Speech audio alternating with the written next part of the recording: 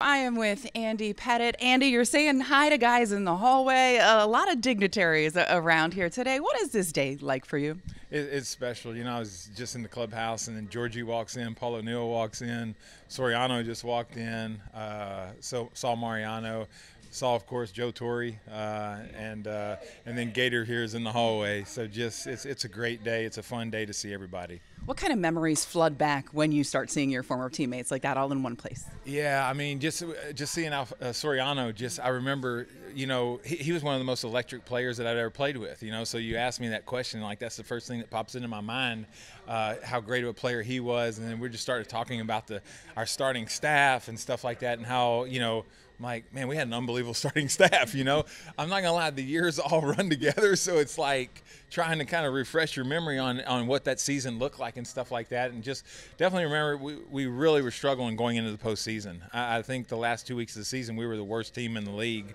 And it's like, oh, gosh, but, you know, postseason hits, and I think at that time we had already won several championships in a row, and I think the boys just knew how to flip the switch and turn it on when postseason hit. What was it about you in the postseason? Because you were an absolute bulldog on the mound. Well, I mean, you know, I definitely had a lot of really good games. I had a lot of bad games too, though, you know. So I think just the opportunity to have so many chances at doing it, and you know, just very, very stressful moments early in my career. So.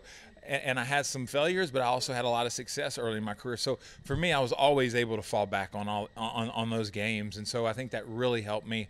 And again, I got to do it so many times. You just get so comfortable with it, and you feel so confident. Especially the older I got, the more comfortable I got with just dealing with the emotions of those big games and making big pitches. And so really I feel like how I ended up getting so comfortable with it. Now you're going to be the coach at the for the U.S. team. Yeah. You're also a coach here with the Yankees, and I understand you're actually going to get out there today and throw a little bit. You feel ready to go? That's what I hear. I'm going to do that. Yeah, you know, Mazzilli told me he was managing.